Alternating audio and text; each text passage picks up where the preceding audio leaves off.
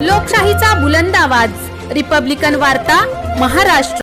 नाशिकमधून मोठी आणि महत्त्वाची बातमी समोर येत आहे। सामाजिक कार्यकर्ते तिमथी दहातोंडे यांनी पोलीस आयुक्त कार्यालयासमोरच आत्मदहनाचा प्रयत्न केलाय।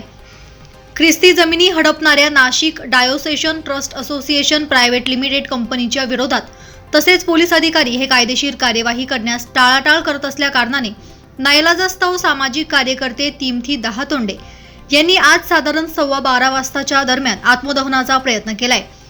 पोलिसांनी वेळीच सतर्कता दाखवून तिमथी दहातोंडे यांना ताब्यात घेतलं आहे।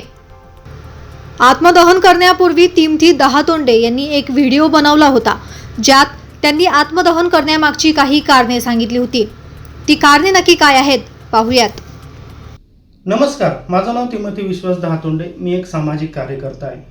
11 सप्टेंबर 2024 मध्ये मी आरोसी या ठिकाणी एक तक्रार अर्ज दाखल केला होता। The Nashik diocesan trust association private limited या कंपनीबद्दल मी माहिती मागवली होती।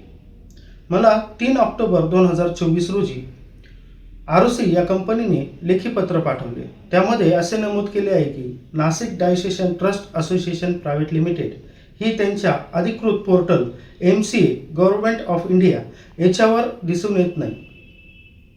मी त्याबाबत सरकारवाडा पोलीस स्टेशनला वारंवार तक्रारी दिलेल्या आहेत आणि त्या तक्रारीबाबत माहितीसुद्धा मागितलेली आहे, परंतु सरकारवाडा पोलीस स्टेशनने माझ्या तक्रारीला केराची टोपली दाखवली।